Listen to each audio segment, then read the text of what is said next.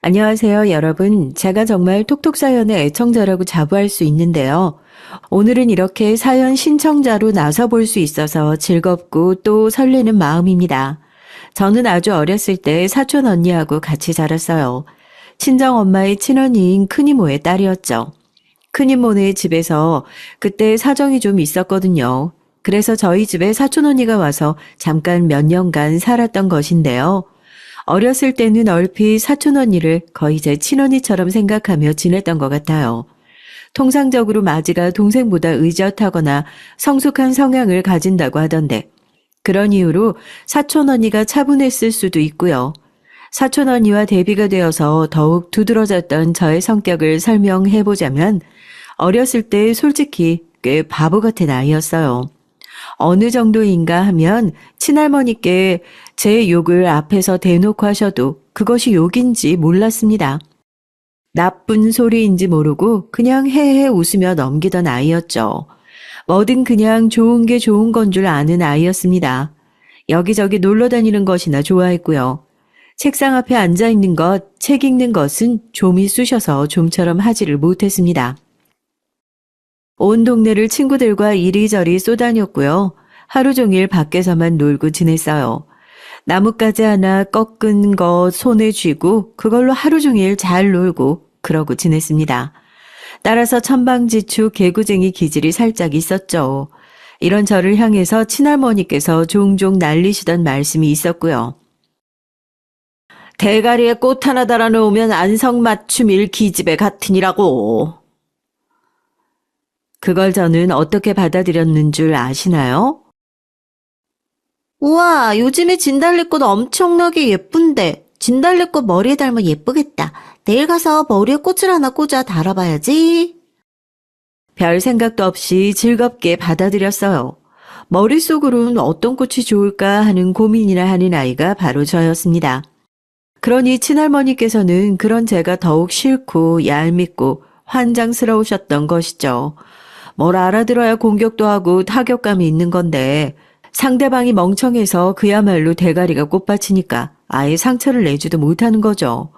저와 다르게 책을 읽는 것을 좋아했으며 나이에 비해 일찍이 성숙함을 갖추고 있었던 사촌 언니는 친할머니의 그런 과격한 언행 때문에 점차 눈칫밥을 먹고 있었죠.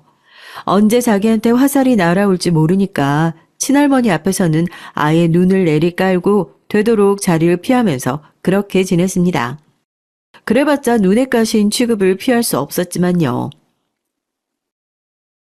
저 음침하기 짝이 없는 기집애는 대체 언제나 자기 집으로 기어들어갈지니 가뜩이나 없는 살림에 입 하나 계속 먹여 살리는 게 얼마나 힘든 일이야?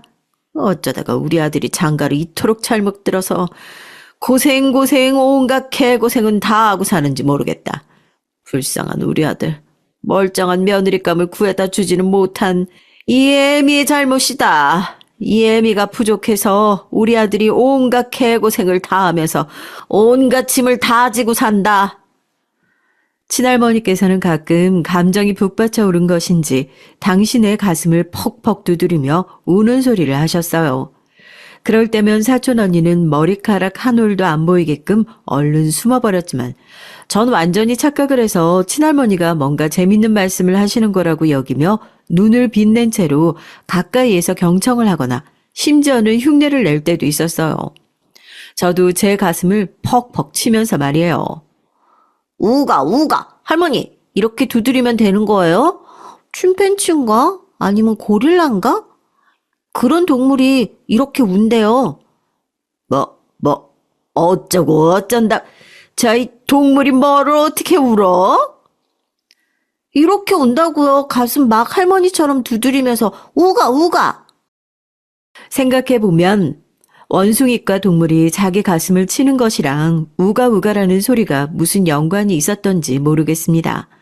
하지만 멍청하리만치 해맑은 손녀와 만행을 보며 친할머니께서 거품을 물고 뒤로 넘어가시게끔 만드는 커다란 효과가 있었죠. 이게 어떻게 내 손녀야, 이게 대체 어떻게 우리 아들 핏줄이냐고. 이럴 수는 없다. 차라리 그 음침하기 짝이 없는 기집애가 참하고 머리도 제법 돌아가는 것 같고 그쪽이 내 손녀라면 말이 되지. 그런데 어떻게 이런 바보 같은 왈가닥인 내 손녀라는 거냐? 어? 아, 이게 말이 돼? 할머니, 어디를 보면서 말씀하시는 거예요? 아무도 없는데 누구한테 말씀하세요?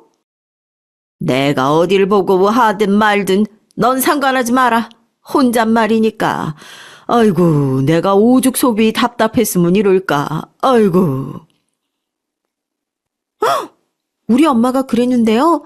아무것도 없는 곳을 보면서 말을 하는 사람을 길게 보면 다가가지 말고 피해야 한다고 그랬어요. 그건 미친 사람이래요.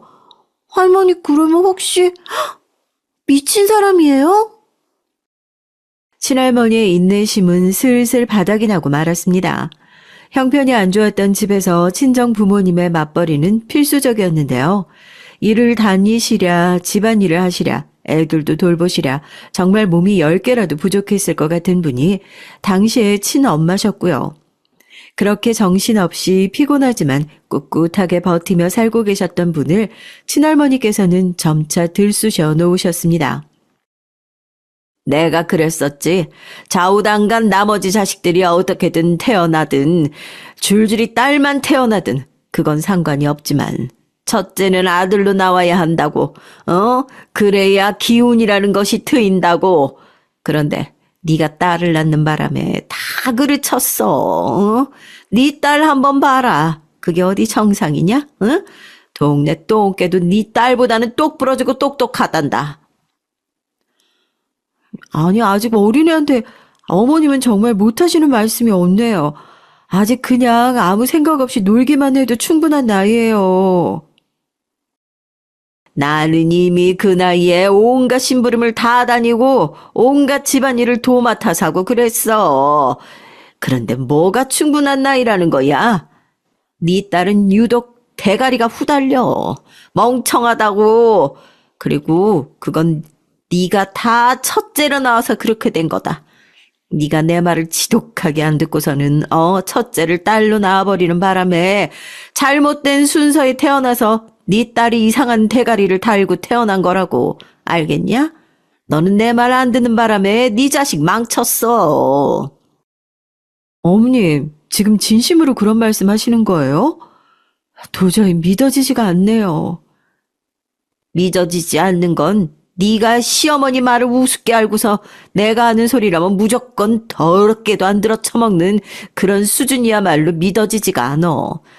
첫째를 내 말 안 듣고 딸로 놓아버리는 바람에 또 무슨 일이 벌어졌냐?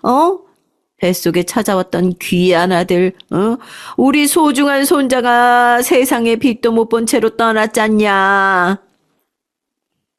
그 유산이 어떻게 그런 논리로 연결이 되나요?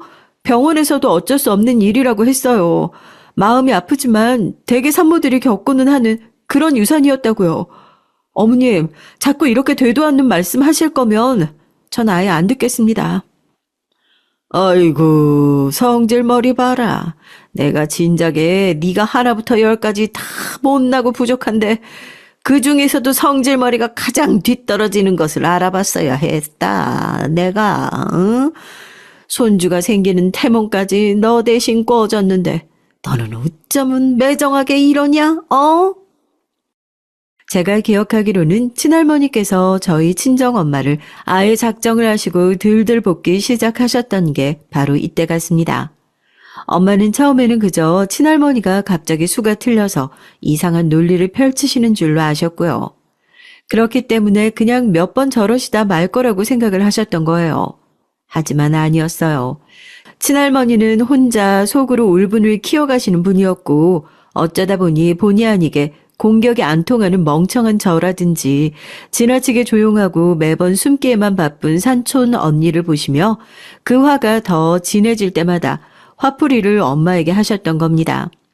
엄마는 저를 낳으신 이후 사실은 둘째를 임신하신 적이 있었는데 경제적인 부분 때문에 일을 쉬실 수가 없어서 컨디션이 나쁘신 데에도 임신을 하신 몸으로 일을 다니셨는데요.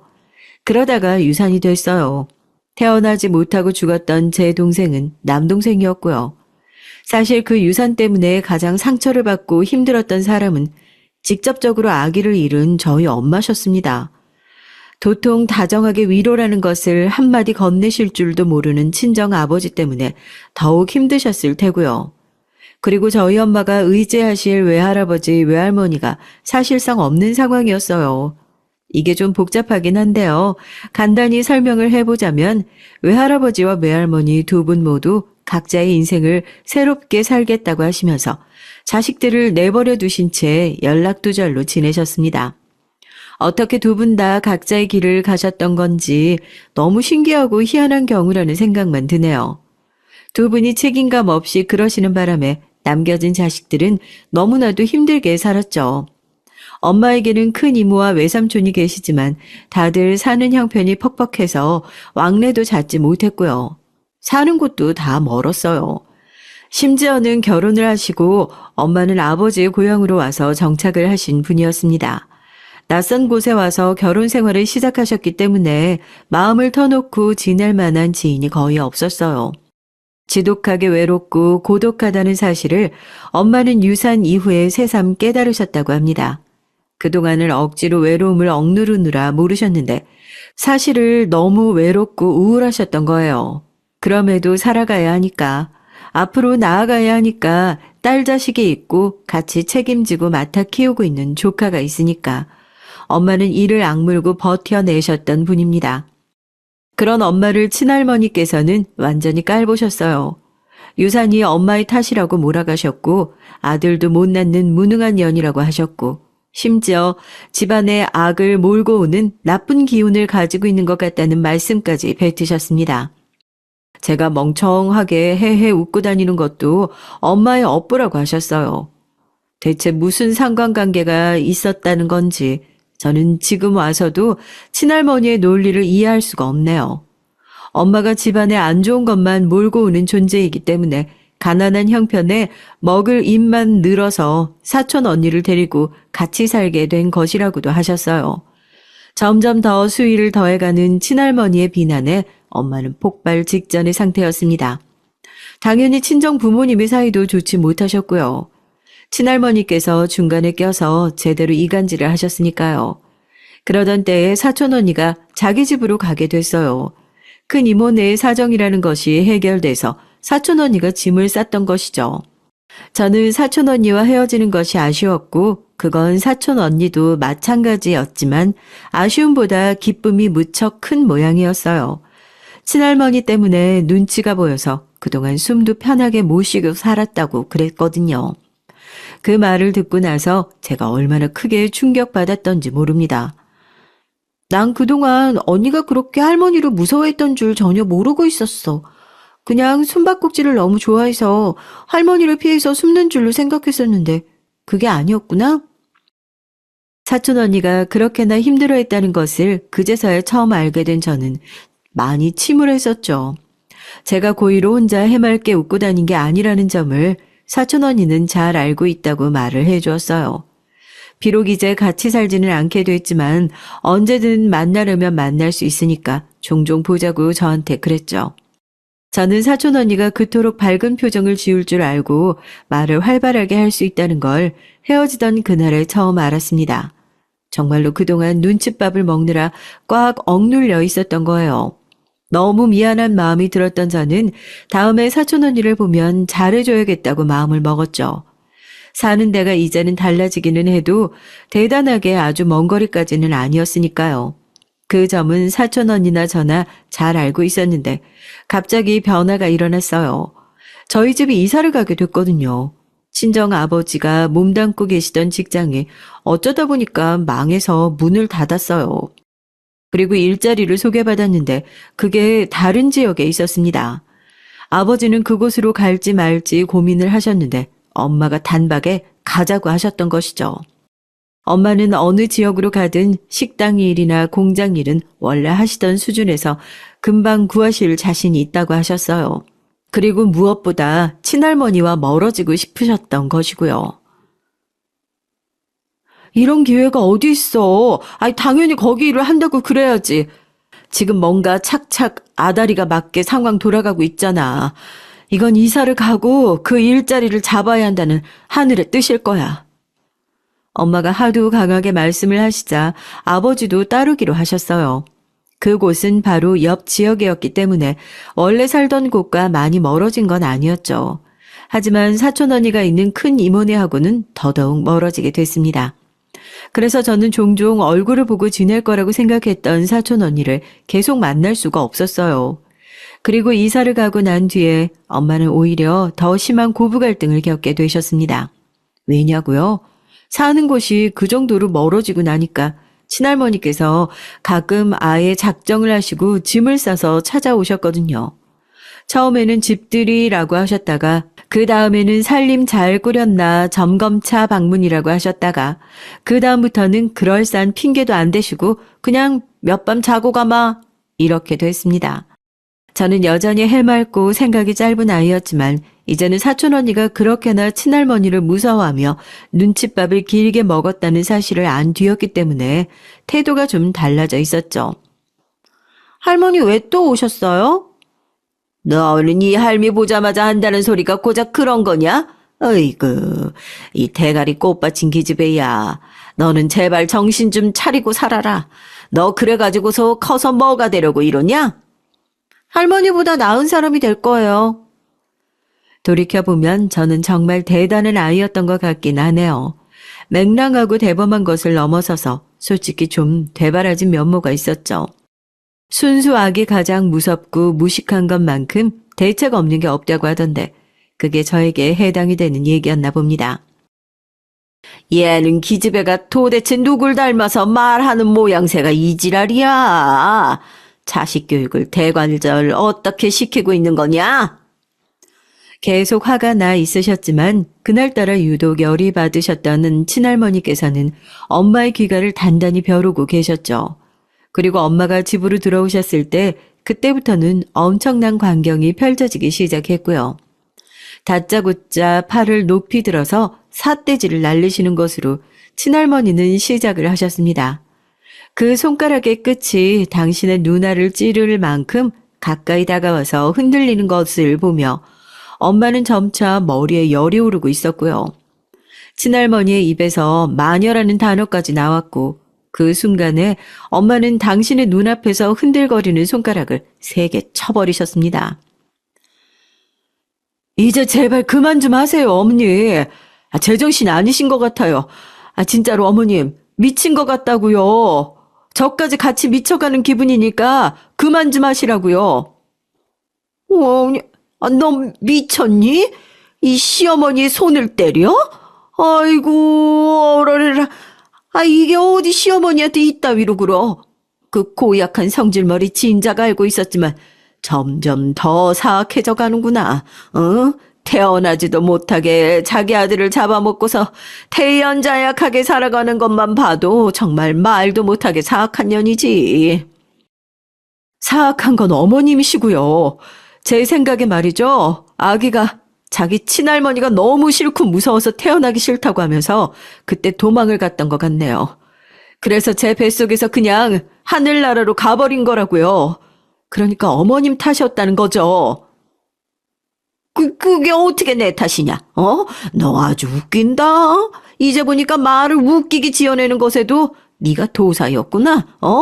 내가 태몽까지 꾼 손자인데 어떻게 나 때문에 그렇게 됐단 소리를 할 수가 있어? 황당하시죠? 억울하고 분하시죠? 네, 제 기분도 그동안 내내 그랬어요. 그리고 애초에 누가 어머님대로 태몽 대신 꿔달라고 그랬어요? 바란 적도 없었어요. 북도 어머님이 치고 장구도 어머님이 쳤는데 왜 제가 비난을 들어야 하나요?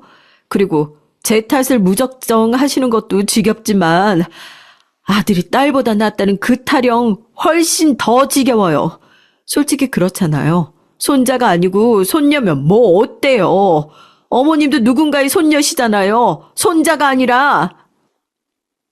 세상에, 이게 진짜로 한참 미쳤나 보다. 그렇지 않고서야 완전히 눈깔이 돌아서 어이구 어쩜 이럴 수가 있냐? 제 눈깔 완전히 돌도록 만들게 누구신데요? 어머님 때문이잖아요. 그동안 어머님이 여태까지 저한테 헛소리를 오죽 길게 하셨어야 말이죠. 저 이제 어머님이 투덜거리시는 것조차 너무 듣기 싫으니까 오지 마세요. 손자도 아닌 손녀. 예쁘지도 않은데 봐서 뭐 하시게요. 아예 연락도 하지 마시고요. 모르시는 것 같아서 지금 말씀드리는데요. 저는요, 벌이가 시원치 않은 남자하고 결혼한 죄로 쉬지도 못하고 매일 일 나가야 할 뿐더러 어머님 눈에 하나도 안 예쁜 제 딸까지 챙겨야 하고 집안일까지 도맡아 해야 돼서 무척 바쁜 몸이랍니다. 어머님 헛소리 들어드릴 여유 따위 애초에 있지도 않았어요. 그동안 억지로 참았는데 이제 안 참으려고요. 하실 말씀 더 없으시면 이만 가보세요. 이런 싸가지가 너 아주 나하고 이제는 연을 끊겠다 뭐 이런 거냐? 그걸 바라시고 자꾸만 저한테 들이박으신 거 아니셨어요? 그토록 원하시던 거 해드리겠다는데 왜 그렇게 떨떠름해 하세요? 누가 너하고 연 끊는 게 아쉬운 줄 알고 그러냐? 전혀 아니야. 우리 아들이 불쌍해서 그런다. 불쌍하디 불쌍한 우리 아들. 아이고 너같이 드센년 잘못 만나서 집에서 대접도 못 받고 힘들게 고생하며 사는 우리 아들을 내가 어떻게 놓겠어? 이만 가봐야 할 건 내가 아니라 너야. 몰래 지켜보던 제 머리마저 지끈거리는 것 같았습니다. 그만큼 엄청난 언쟁이 한참이나 오갔던 날이었죠. 친할머니든 아니면 엄마 쪽이든 어느 쪽 하나 뒤로 물러날 기미가 안 보였어요. 친정아버지가 귀가하신 다음에도 그건 마찬가지였습니다. 오히려 과열이 됐던 것 같네요. 중간에 끼인 아버지는 고래 싸움에 등이 터진 새우처럼 제 눈에 보였지만 곧 없던 효심이 뒤늦게 발휘된 천하의 효자이셨다는 부분이 드러났습니다. 친할머니께서 끙끙 앓는 소리를 내시며 댁으로 돌아가신 뒤 부모님이 감정적으로 다투셨는데요. 우리 어머니가 내가 너무 안 됐고 불쌍해서 그런 마음으로 걱정을 하셨을 뿐이라잖아. 그런데 당신은 대체 뭐야? 왜 그렇게 우리 어머니의 마음을 몰라드려? 왜 결론이 그렇게 나는 거야? 여태까지 내 말 못 들었어. 여태까지 어머님이 나한테 어떻게 하셨는지 정말 몰라서 이러는 거냐고. 나 진짜 너무 분해서 속이 터져버릴 지경이야. 나라고 속이 안 터질 지경인 줄 알아? 가만 보면 우리 어머니가 하신 말씀 중에서 특별히 안 맞는 건 없었어. 당신 정말 제정신으로 그런 소리 하는 거 맞아? 어머님은 내가 첫째를 아들로 못 낳은 게 대역죄라고 말씀하시는 분이야. 그런 분을 어떻게 감쌀 수가 있어? 당신이 처음에 아들 낳았으면 훨씬 좋았을 거라는 건 사실이잖아. 부정할 수 없는 사실 아니야. 그리고 당신 아무리 어렸을 때 부모한테 버림받아서 예의 범절을 지킬 줄 모른다고 해도 용인할 수 있는 범위라는 게 있어야지. 엄마가 눈을 크게 뜨신 채로 팔을 날려 아버지의 뺨을 거세게 때리셨습니다. 아버지는 한숨을 내쉬면서 겉옷을 찾으시더니 집 밖으로 나가셨고요. 엄마는 울지도 웃지도 않으신 채로 고요하게 부엌의 모퉁이에서 한참을 앉아 계셨어요. 제가 눈치가 많이 없던 아이라는 증거 중 하나가 그런 상황을 다 겪고 두 눈으로 보고도 두 분의 결말을 예상하지 못했다는 점입니다. 네? 이혼이라뇨? 두 분이 이혼을 하신다고요? 어떻게 그래요? 왜? 그게 그렇게나 놀라워? 의외야? 네가 이미 예상하고 있었는 줄 알았는데. 아니, 이혼을 하는 집이 있다는 건 저는 못 들어봤어요. 그건 아주 멀리서 들려오는 얘기잖아요. 텔레비전에서 나 보는 게 이혼 아니에요? 그런데 어떻게 우리 집에서 이혼이 나와요? 네가 커서 뭐가 될는지 그게 나도 참 궁금하다. 어쨌든 이혼하기로 결정했으니까 너는 그런 줄 알기나 하면 돼. 네 아버지 같은 놈한테 그리고 네 할머니 같은 정신 나간 분한테 널 맡길 수는 없으니까 넌 당연히 나하고 앞으로 지내면 되는 거야. 알아들었지? 이혼이 뭐 별거겠니? 남들이 흔히 안 한다고 해서 아예 안 하는 것도 아니야. 사람이 살면서 보고 겪을 수 있는 모습 중에 하나인 거야. 알았지? 네, 엄마. 저도 아버지보다는 엄마가 더 좋아요. 그리고 할머니 별로 안 좋아요. 왜냐하면 할머니가 저를 별로 안 좋아하시니까요. 저는 되도록 씩씩하게 대답했는데 그건 엄마의 기분을 맞춰드리려고 제 나름 애를 쓴 것이었습니다. 엄마는 저를 꽉 안아주시면서 미안하다고 하셨어요. 앞으로는 제가 풍족하고 화목한 환경에서 살 수 있도록 해주겠다고. 그런 약속도 남겨주셨고요. 부모님의 이혼 과정에서 정말 치사했던 게 뭐냐면 사람이 가장 쉽게 치졸해진다는 돈 문제였어요. 워낙 형편이 지질했기 때문에 재산 분할이라는 거창한 이름을 붙이기에는 민망했는데요. 그럼에도 엄마는 저를 데려가기로 하셨기 때문에 사실 자그마한 돈이라도 이쪽에서 더 와야지 맞는 것이잖아요. 상식적으로도 그렇고 이리저리 다 따지고 논해봐도 그게 맞습니다. 하지만 아버지 쪽에서 정확히는 친할머니께서 돈 없으니까 배째라고 나오셨어요. 먹고 죽을래도 돈이 없으니까 돈 달라고 하지 말라며 못을 박으셨죠. 정말 너무하신 거 아니에요? 어딘가에 꽁꽁 묻어두신 돈이라도 파낸다면 어느 정도 금액은 나오잖아요. 그럴 거라는 거 제가 잘 알아요. 그런데 어떻게 입을 싹 닦으실 수가 있어요? 제가 그동안 얼마나 힘들게 살았는데. 아, 그러길래 내가 말했잖니? 첫째는 아들로 낳아야 할 거라고. 손녀가 아니라 손자였어 봐라. 내가 장기를 팔아서라도 손자 키우라고 너한테 돈을 바리바리 싸서 보내줬겠지. 친할머니의 말씀을 듣고서 엄마는 모든 미련을 버리셨죠. 그건 저도 마찬가지였어요. 암만 그래도 제가 당신의 친손주인데 어쩜 그렇게 얄밉도록 매정하고 잔인하실 수 있을까 싶었네요. 아버지도 마찬가지였습니다. 그래서 친할머니의 아들이구나 싶더라고요. 어쩜 그렇게 멋대가리 하나 없이 이혼해서 갈라지는 처자식에게 그럴싸한 마지막 인사도 안 해주시던지. 진짜 이때 제대로 실망을 했습니다. 부모님의 이혼으로 슬프고 기가 죽기는커녕 저는 분노에 눈알이 좀 타올랐던 것 같아요. 친할머니의 그 얄미운 얼굴과 말투만 떠올리면 너무나 큰 스트레스가 머리에 몰려서 눈알이 막 아플 지경이었거든요. 저는 한창 걱정이 되었던 것이 뭐냐면 제 미래였어요. 과연 커서 뭐가 될지 스스로도 염려가 됐거든요. 제가 공부를 잘 못하더라고요. 친할머니가 너무 얄밉고 싫어서라도 반드시 성공해서 잘 되고 싶은 마음은 강하게 들었는데 열심히 하는 것에 비해서 성적이 안 나오니까 솔직히 좌절이 됐습니다. 그때 머릿속에 떠오른 사람이 바로 사촌 언니였던 거예요. 지난 몇 년간 얼굴을 본 적이 없었고 엄마를 통해서 소식만 가끔 들어왔던 존재였지만 용기를 내서 제가 먼저 연락을 해보기로 했습니다. 공부에 대한 조언을 받을 수 있을까 싶었던 거거든요. 어렸을 때부터 차분한 성정에 분위기를 잘 살필 줄 알았던 영민한 사촌 언니는 역시나 공부도 꽤 잘했어요.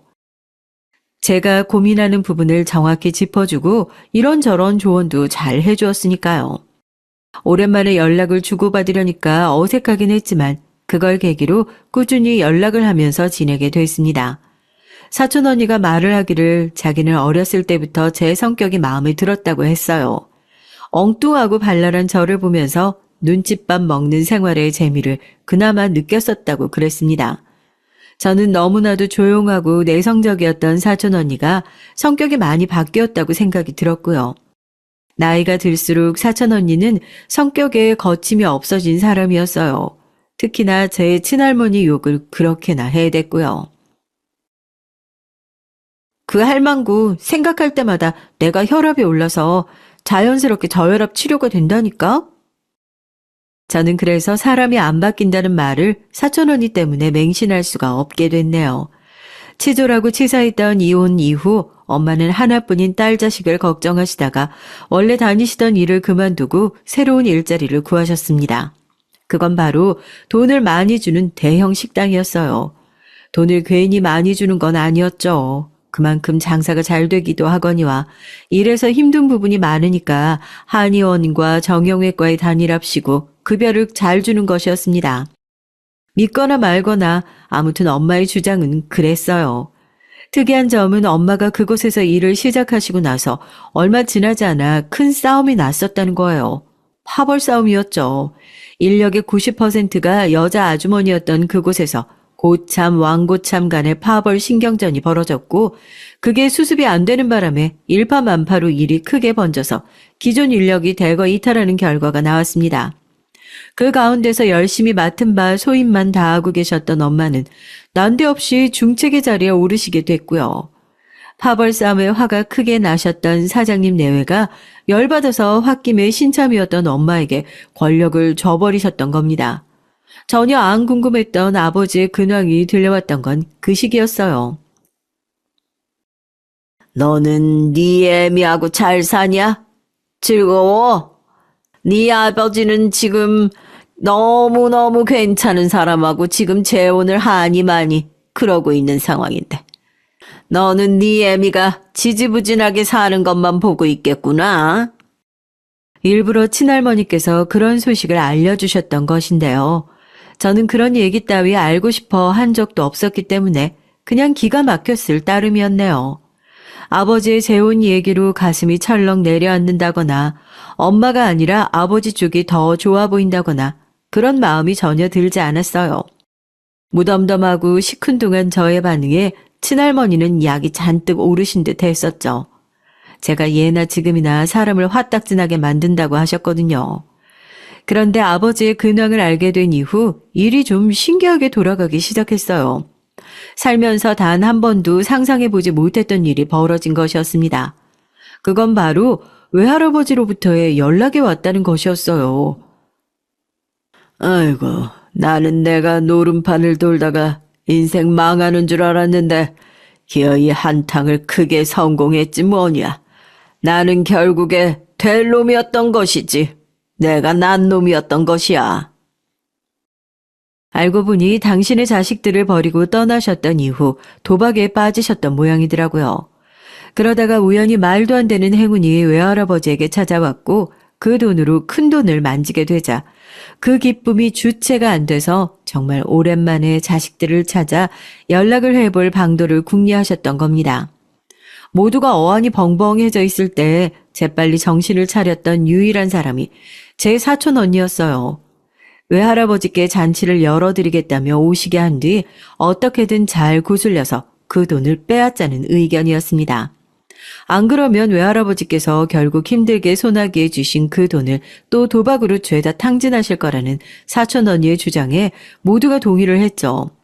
모두가 한마음 한뜻으로 일을 진행했고 정말로 외할아버지의 수중에 있던 돈을 빼앗는 것에 성공을 했습니다. 아버지, 도박 중독 치료나 받으시고요. 이 돈으로 저희 자식들이 앞으로 잘 모실 테니까 그런 줄로 아세요. 다른 것도 아니고 도박이라니 저희는 그 꼴 못 봅니다. 그래서 돈 저희가 맡기로 한 거예요. 엄마가 차분하게 설명도 다 해드렸지만 외할아버지께서는 도저히 화를 가라앉히지 못하셨고 너무 분하셨는지 외할머니를 수소문해서 찾으시더라고요. 함께 자식 새끼들을 물리치자는 심산으로 그러셨던 것인지 모르겠어요. 그런데 여기서 설마 충격적인 얘기가 밝혀질 줄은 몰랐습니다. 외할아버지께서 그간 도박에 빠져 사셨다는 것도 놀라운데 외할머니께서는 이 남자 저 남자를 만나면서 그렇게 살아오셨더라고요. 심지어는 어떤 돈 많은 남자를 잘 만나신 덕분에 금전적으로 아주 여유가 있게 되셨고요. 그건 그냥 돈 많은 어떤 남자를 등쳐먹으셨던 거 아니에요? 어머니, 설마 그동안 범죄 저지르고 지내셨던 건 아니죠? 자식들 중에서 대표로 엄마가 그렇게 물어보셨죠. 처음에는 절대 아니라고 부인하셨던 외할머니께서는 이내 수긍을 하셨습니다. 돈이 될 남자들을 목표물로 삼으며 그간 지내오셨다고 그러셨어요. 하지만 이게 범죄니? 범죄까지는 아니라고 나는 생각한다. 물론 떳떳하다는 것도 아니야.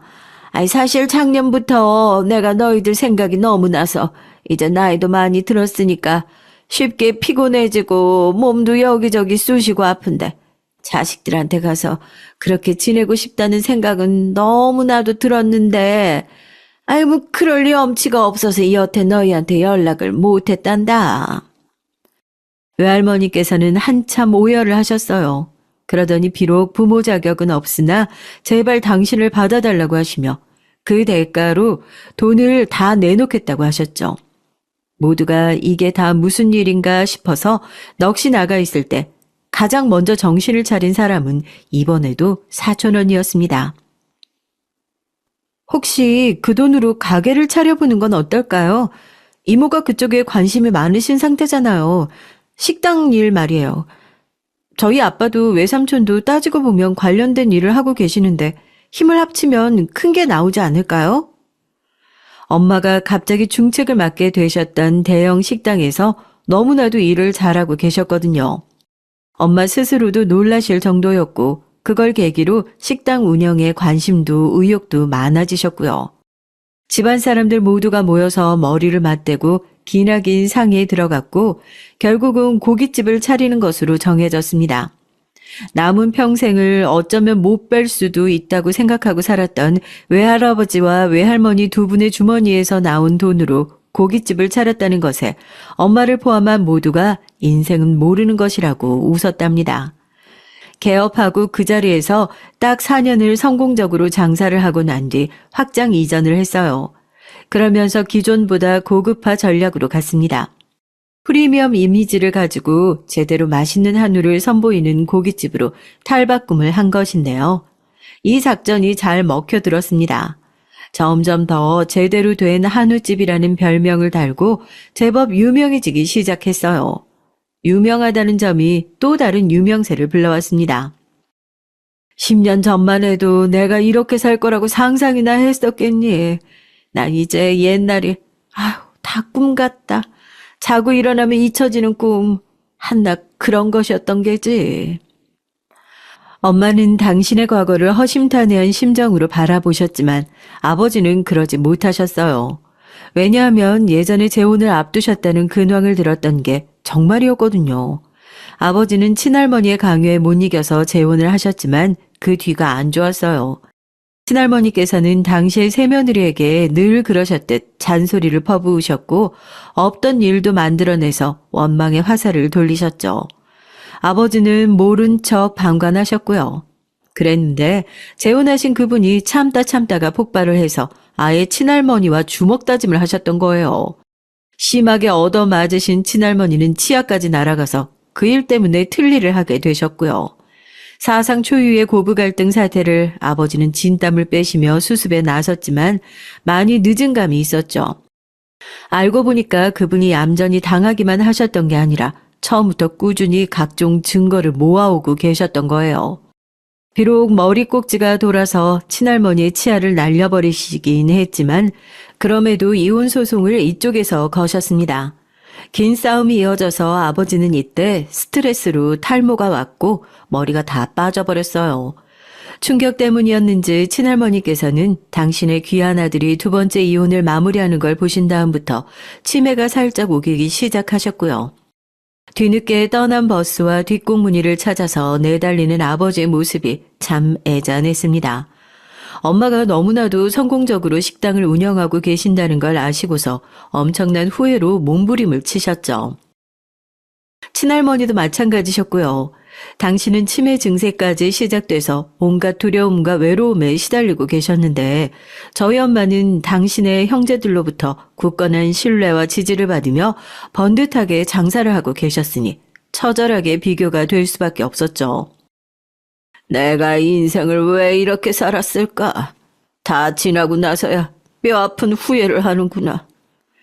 치매 증세로 인해 왜곡되고 사라져가는 기억을 더듬으며 친할머니께서는 비참한 후회를 이어가셨습니다. 그런가 하면 다른 모습으로 후회를 하는 분도 계셨는데요.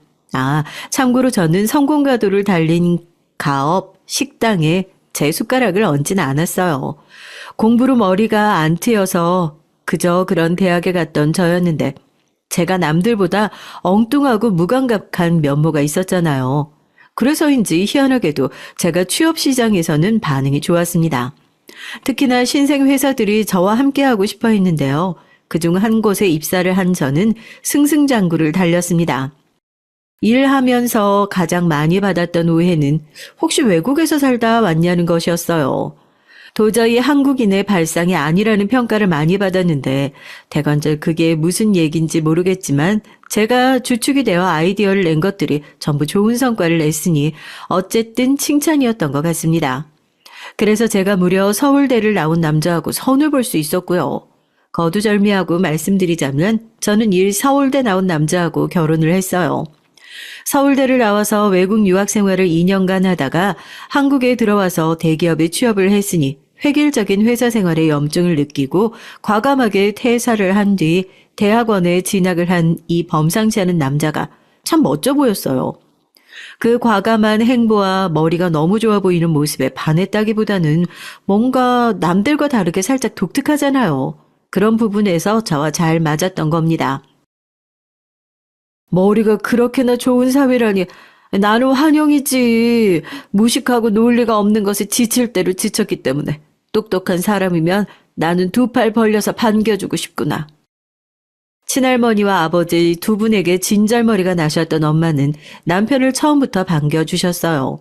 남편이 중학교 때 시아버지는 이미 돌아가셔서 안 계셨고요. 남편보다 2살 많은 시누이는 시집을 먼 지역으로 가서 자주 볼 일이 없는 사람이었습니다. 남은 건 시어머니셨는데요. 적당히 쾌활하고 무난하신 분으로만 생각했죠. 식당을 한다길래 나는 처음에 그것만 듣고서 실망을 살짝 했었는데 그렇게나 잘 되는 고급 한우집이었다니 내가 그거 알고서 완전히 홀딱 반했잖아. 저를 향해 호호 웃어 보이시는 시어머니의 모습을 보면서 저는 제가 참으로 걱정 없는 고부관계의 주인공이 될 거라고 믿었어요. 저희 엄마의 경우를 생각하면서 절대로 친할머니 같은 분이라면 사절이었거든요. 시어머니께서는 예민함과는 거리가 아주 멀어 보이는 분이셨고 당신의 입으로 아들 며느리 결혼 생활에 일적 간섭 안 할 것이라고 선언을 하셨는데 그래서 친할머니라고 하면 모두가 학을 때는 저희 집안 사람들이 다 너무 괜찮으신 분이라는 인상을 받았었네요. 하지만 결혼을 하고 나니까 여러 가지 문제가 저를 괴롭혔어요. 첫째는 뭐냐 하면요. 남편이었죠. 남편은 정말 머리가 좋았는데 그게 공부머리만 좋았습니다. 자기야, 세탁기 좀 돌리라고 했더니 이게 뭐야? 왜 빨래 세제 대신에 섬유유연제를 넣고 빨래를 돌렸어? 피존이라고 적혀있길래 피존이 빨래할 때 쓰는 거 아니야? 일부러 그러는 것이라면 차라리 나았을 거예요. 남편은 진심으로 생활 상식 지능이 떨어졌습니다. 게다가 사람을 미치게 만드는 건 개선의 의지가 없었다는 거예요. 상추와 깻잎을 뜨거운 물에 씻어서 다 망쳐놓고도 다음번에 또 비슷한 실수를 저질렀고 웃긴 건 저를 원망했습니다. 제가 사람을 헷갈리게 만드는 게 원인이라네요. 제가 잘못이래요. 대학원을 나오면 딱히 하고 싶은 게 없어서 독특한 학문이나 하나 파고들까 하는 고민을 하고 있다는 남편의 개소리를 듣는 순간 전 결심했죠. 이 남자와 계속 같이 살다가는 제 인생 자체가 헷갈려질 것 같다고요. 이혼 얘기를 꺼냈을 때 친정엄마를 포함한 모든 식구들이 쌍수 들고 반겨서 저는 당황스러웠어요. 왜 이렇게들 반겨주시는 건지 의아했거든요. 알고 보니까 제 남편하고 결혼한 이후 시어머니께서 엄마의 식당에 2번 들르신 적이 있었더라고요. 애들 아빠가 일찍 그렇게 떠나버리고 제가 얼마나 혼자 애들 키우면서 힘들었는지 몰라요. 대한민국에서 나처럼 고생한 엄마도 없을 겁니다. 말해서 뭐하냐고요. 아들냄 서울대 보낸 거 보면 말 다 했죠. 2번 다 친구분들 2-3 정도와 함께 식당에 와서 한우를 드셨는데 굳이 엄마에게 오만 아는 척을 다 하시면서 당신 스스로의 자랑과 당신 아들에 대한 자랑을 늘어놓으셨다고 합니다. 근데 시어머니께서는 딸도 있잖아요. 신우예요. 공부 잘하는 동생을 위해 일찍이 취업 전선에 뛰어들어 열심히 돈을 벌고 희생을 한 딸의 얘기는 시어머니께서 조금도 안 하셨어요. 그 부분에 엄마는 왠지 기분이 상하셨고요. 식사를 끝내실 때마다 시어머니께서 우리 인심 좋은 사돈이라고 노래를 부르시며 자리에서 아주 천천히 일어나셨던 덕분에 왠지 눈치가 보이셨던 엄마는 그냥 반값만 받으셨다고 합니다. 2번 다요. 시어머니께서는 어깨가 아주 으쓱하셨고 그 친구분들은 부러움의 눈빛을 하고 계셨다는데요. 엄마는 당연히 저를 위해서 그렇게 파격 할인을 해주셨을 뿐 시어머니의 거드름을 피우는 모습이 썩 마음에 들지는 않으셨다고 해요. 그런데 마침 제가 이혼 얘기를 꺼내니까 조금도 반대하실 생각이 안 드셨던 것이죠. 소송을 불사해서라도 이혼을 하겠다는 저의 입장에 남편은 꼬리를 말았습니다. 순순히 이혼을 하되 조용히 진행을 하는 것으로 했죠. 밖에다 떠들 필요 없이 고요하게 이혼 절차를 밟았고 섣불렀던 결혼이었음을 저는 속으로 반성하는 시간을 가졌어요. 그런데 설마 그때 시어머니께서 대형 사고를 치실 줄은 몰랐죠. 오늘 여기서 동창들하고 모임 좀 가지려고요. 사돈 잘 좀 부탁드릴게요. 시어머니를 포함해서 총 10분이셨습니다. 동창들과 회포를 풀든 말든 엄마는 당연히 관심이 없으셨는데 식당 안에 들어서신 시어머니께서 굳이 엄마를 찾으시더니 다가와서 그렇게 알려주셨던 거예요. 엄마는 어이가 없었지만 그래도 설마 싶으셨답니다. 설마 그렇게나 시어머니께서 염치가 없으실까 싶었다네요. 하지만 설마가 사람을 잡았던 거죠. 실컷 한우를 주문에다가 구워 드시고 음료수에 술까지 즐길 대로 다 즐기신 후 계산서에 거의 300이라는 숫자가 찍힌 걸 본 어떤 동창분이 어이쿠라는 소리를 내시자 시어머니께서는 자신만만한 얼굴로 계산서를 들고 일어나셨습니다. 그러더니 엄마를 발견하시고는 이렇게 외치셨대요. 사돈, 오늘도 잘 먹었습니다. 너무 맛있네요. 우리나라에서 최고야, 최고. 아유, 서울대 나와서 대학원에서 또 최고의 과정을 밟고 있는 잘난 아들 두어서 그런가. 내가 사돈까지 최고로 잘 맺어버렸네요. 계산은 따로 안 해도 되죠? 네? 아유, 그게 무슨 말씀이실까요? 아우, 아시면서, 우리 사이에. 시어머니께서는 슬쩍 윙크를 보내셨죠. 동창들 앞이니 반값 할인도 아니고 그냥 전액 값을 받지 말아달라는 신호였습니다. 엄마는 그 즉시 손에 쥐고 계시던 행주를 빈 테이블 위로 던지셨어요. 제정신이 아니셨던 친할머니를 더 제정신이 아닌 모습으로 상대하셨던 게 저희 엄마거든요. 무시무시한 기세에 놀란 시어머니께서 주춤하셨습니다. 아니, 그러니까 자랑스러운 잘난 사위 얻으셨으면 기분 턱을 내도 좋지 않으실까 해서요. 기분 좋게 한턱 쏘시면 좋잖아요. 뭐요? 먼 놈의 사이를 말하는 거예요?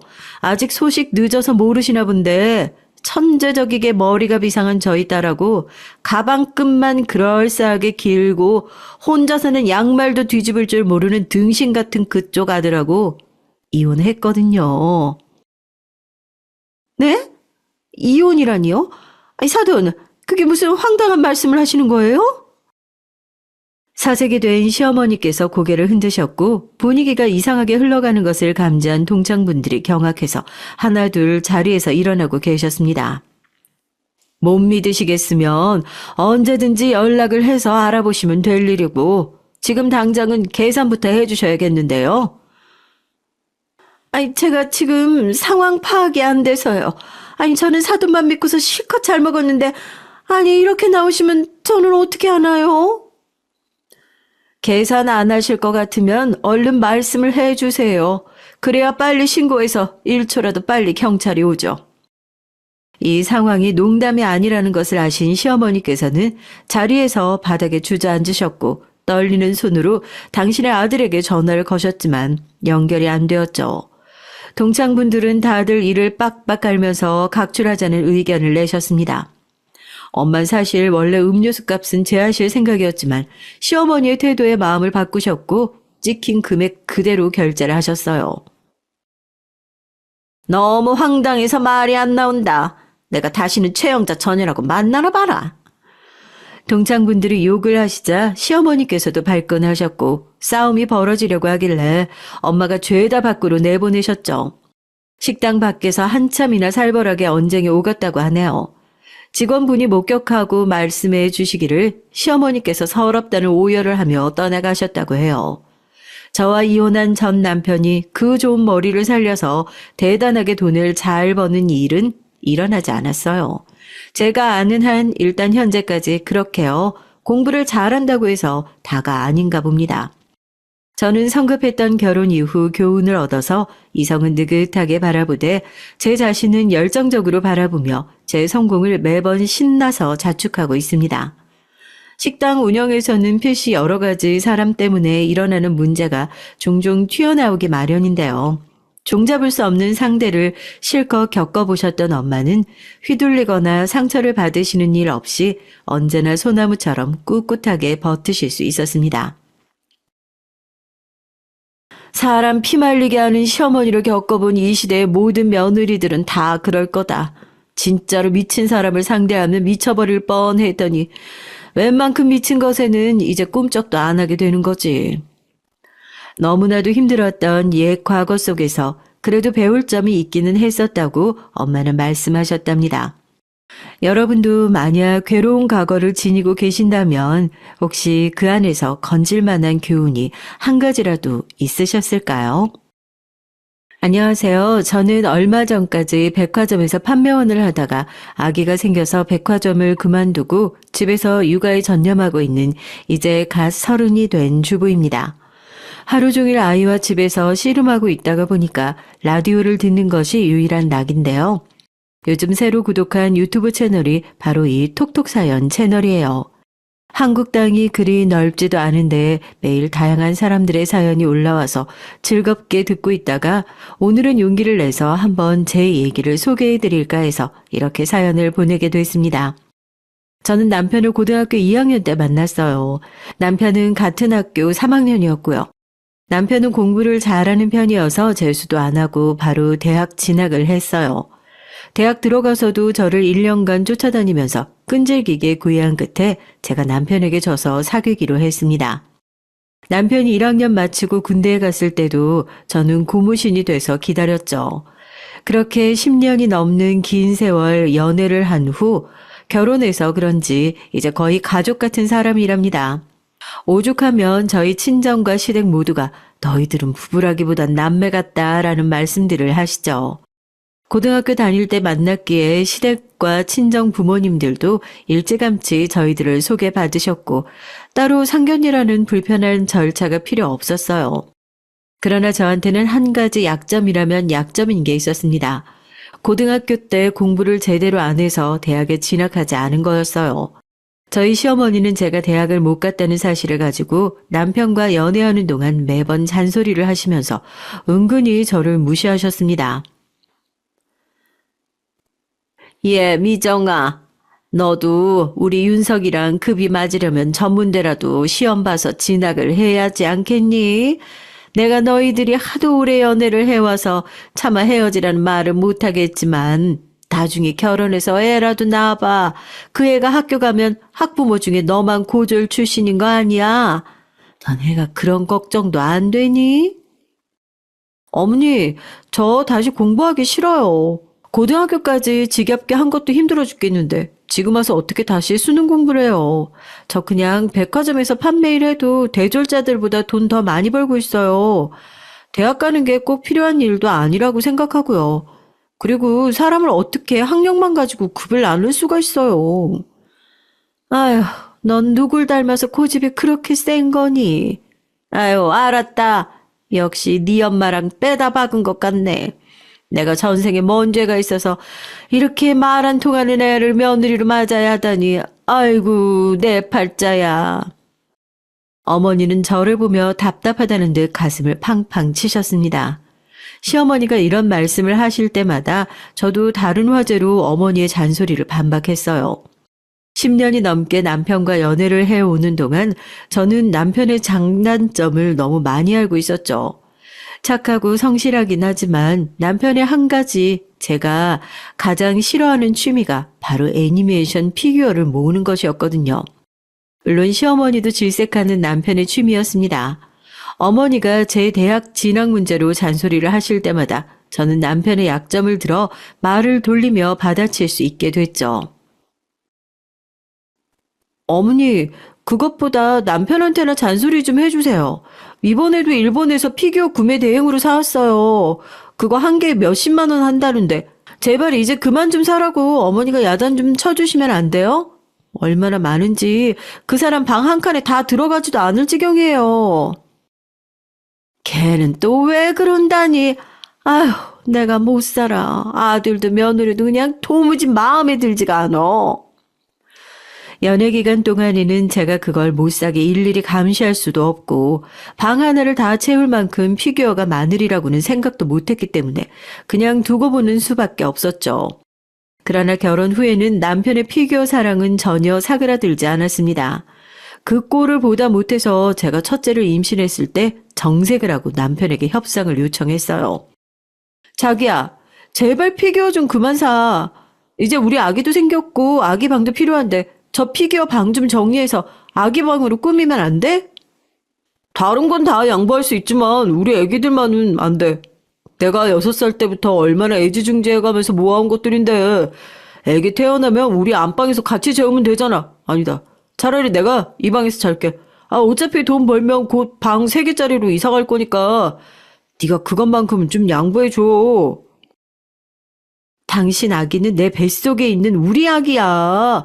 저런 플라스틱이나 유리 덩어리들이 아니고 아무리 예뻐도 그렇지 저런 플라스틱 덩어리 애기란 무슨 말도 안 되는 소리야. 몰라. 나 아무것도 몰라. 못 들었어. 제 남편에게 잔소리를 시작하면 남편은 귀를 막고 그 문제의 피규어 방에서 저를 내쫓아 버렸습니다. 그리고는 피규어 감상하며 컴퓨터로 동호회 사람들이랑 채팅이나 시작하는 것이었어요. 보란 듯이 헤드폰을 끼고 말이죠. 저는 아이 같은 취미를 계속 고수해오고 있는 남편이 점점 못마땅해졌어요. 그러다 보니 애니메이션에 빠져있거나 정성스럽게 피규어를 닦고 있는 남편이 이제는 너무 꼴보기가 싫어지는 것이었습니다. 그렇게 저희는 결혼한 지 얼마 안 되면서부터 이렇게 티격태격하면서 서로에게 불만을 가지고 있었죠. 이쯤에서 저희 시댁과 친정 집안에 대해 자세한 얘기를 하고 넘어가야 될 것 같아요. 사실 저희 친정과 시댁은 같은 천주교 성당에서 만났어요. 서로의 어머니들이 열렬한 천주교 신자셨기 때문에 같은 교구에서 미사를 보시고는 했었죠. 그 외에 같은 동네에서 성당 다니면 모두 친해지잖아요. 일요 미사 끝나면 모두 모여서 같이 점심 한 끼 하고 수다 떨다가 헤어지는 것이 매주 이어졌습니다. 거기서 서로의 아이들 자랑이며 남편 흉도 보고 즐겁게 수다를 떨어야 그 주위의 스트레스가 풀린다고 시어머니도 친정엄마도 말씀하시더라고요. 그런데 제 친정엄마는 친정집이 부자셨어요. 그래서 일요일 미사가 끝나고 모임을 가질 때마다 강남의 유명 브런치 가게를 예약하거나 점심으로는 부담스러운 고급 중식당 같은 데서 어머니가 점심값을 모두 계산하는 식으로 진행이 됐죠. 저와 남편이 결혼하기 전에 사귀던 시절에는 시어머니도 그 문제로 어머니에게 시기 질투를 하지 않으셨어요. 오히려 일요일마다 맛있는 요리 먹는다며 제 친정 어머니에게 고마워하곤 하셨죠. 하지만 두 분이 사돈이 되면서부터는 부쩍 시어머니는 그런 친정 어머니의 선의를 삐딱하게 해석하시면서 꼭 한번 제 앞에서 친정 어머니 흉을 보시는 것이었습니다. 예, 너희 친정엄마는 원래 그렇게 돈을 물 쓰듯 쓰는 스타일이니? 점심시간대에 골든벨 울리는 것도 한두 번이지. 매번 그렇게 비싼 식당만 찾아서 예약하고. 뻔히 우리 성당 아줌마들이 우리 사돈 된다는 거 다 아는데. 그러면 내 체면이 뭐가 되니? 네 친정엄마가 나 망신 주려고 일부러 그러는 것 같아. 아유, 분해. 어머니, 왜 또 가만히 있는 제 친정엄마를 걸고 넘어주세요.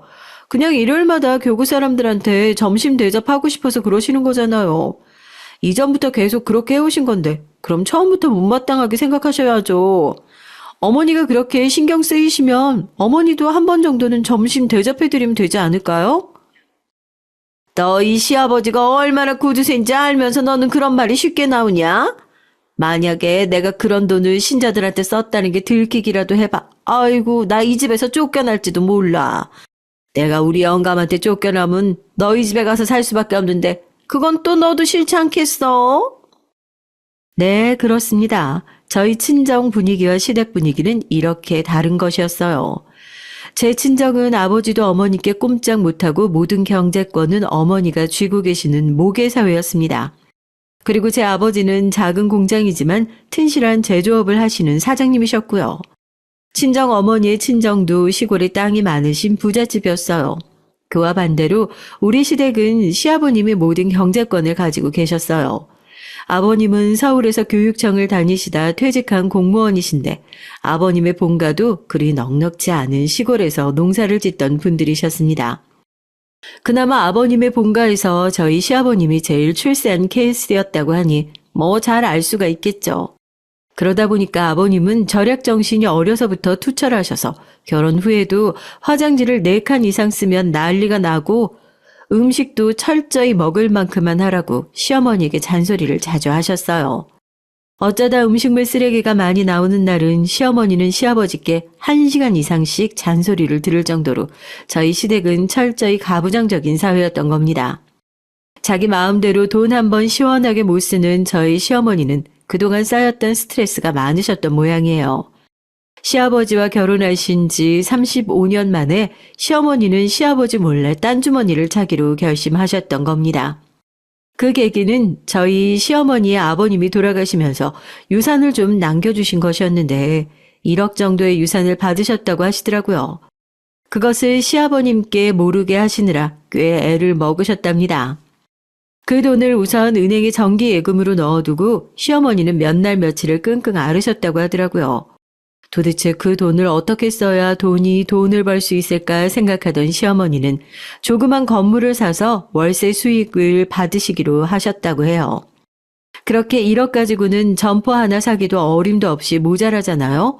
시어머니는 부동산을 돌아다니면서 발품을 파신 끝에 2억짜리 건물을 하나 발견하셨고 그 빈 점포를 사려고 어느 날 저희 친정엄마에게 1억을 빌려달라고 통사정을 하셨습니다. 미정이 엄마, 내 사돈이라는 거 접어두고 하나만 부탁해도 될까? 무슨 일인데 그래, 윤석 엄마? 자기네 돈 많잖아. 나 혹시 1억만 빌려주면 안 될까? 급히 써야 할 곳이 있어서 그래. 아니, 내가 아무리 돈이 많아도 그렇지. 지금 당장 1억이 어디서 나서 빌려줘? 그렇게 급한 돈이야? 내가 도저히 이렇게 우리 남편 밑에서 거지처럼 살기가 싫어서 건물을 살라고. 그러니까 2년 만기를 좀 빌려줘. 월세 부지런히 모아서 금방 갚아줄게. 차용증은 개인적으로 써줄게. 언제까지 필요한데? 내가 우리 엄마한테 전화해서 한번 변통을 해볼게. 대신 이자도 꼬박꼬박 받을 거야. 그래, 알았어. 내가 떼어먹을까봐 그래. 고마워. 그리고 이 은혜 내가 안 잊을게. 시어머니는 정말 고마워하시면서 제 친정엄마의 손을 꼭 잡으셨습니다. 이렇게 사돈 간에 절대 해서는 안 되는 돈 거래가 성사됐죠. 시어머니의 마음도 이해가지만 전 아직도 친정엄마가 뭘 믿고 그렇게 선뜻 시어머니에게 돈을 빌려주셨는지 모르겠어요. 제가 옆에서 본 시어머니는 그 돈을 단 2년 만에 친정엄마에게 갚아줄 만큼 능력 있는 분은 아니었거든요. 작은 회사 격리를 하시다가 결혼하고 바로 전업주부로 35년을 살아오신 분이 어떻게 돈을 모으는 재주가 있었겠어요. 아무튼 시어머니는 친정엄마에게 돈을 빌린 후 바로 그 건물을 계약하셨다고 하더라고요. 다행히 건물이 완전히 외진 곳에 있는 건 아니라서 장사가 아예 안 될 곳은 아니었지만 세입자들이 과연 월세를 꼬박꼬박 줄까 하는 걱정이 됐어요. 어머니, 월세 떼어먹고 폐업해버리는 가게 주인들이 얼마나 많은데요. 이건 좀 위험한 투자인 것 같아요. 차라리 원룸 많은 빌라를 지어서 관리를 해보시는 게 어때요? 그럼 방 하나당 최소 40만 원을 받고 10칸만 지어도 월 400이에요. 예, 그러면 네 시아버지한테 금방 들켜. 사람 안 쓰면 내가 거기서 청소랑 관리하러 다녀야 할 텐데 매일 아침 등산하는 것 말곤 거의 집에 있는 네 시아버지가 알아차리실 거 아니니. 아닌 게 아니라 생각해보니까 그 위험도 있기는 했습니다. 시아버지 몰래 딴 주머니 차는 용도로 그 건물 월세를 받으시려는 건데 사람을 쓰게 되면 월세를 받아도 얼마 남지도 않을 것 같기도 했고요. 그런데 시어머니의 목적이 월세를 받는 것뿐인지 받아서 어디 쓸 데가 있으셨던 건지 아니면 단순히 시아버지에게 무시당하는 게 싫으셔서 그랬던 건지 모르겠어요. 왜냐하면 건물을 빌려주고 가게세를 받기 시작하신 뒤에는 일요일 성당 미사 후에 점심을 쏘시는 걸 한 번도 못 봤거든요. 대신에 시어머니는 명품 옷이며 명품 가방을 한 달에 하나씩 슬금슬금 사 모으기 시작하셨습니다. 가끔씩 자랑이라도 하고 싶으셨는지 슬쩍 다른 가방을 메고 오는 날에는 동네 아주머니들의 부러움을 한 몸에 샀어요. 어머, 윤석 엄마, 요즘 옷도 잘 입고 가방도 사는 거 같은데 자기 무슨 알바라도 뛰어?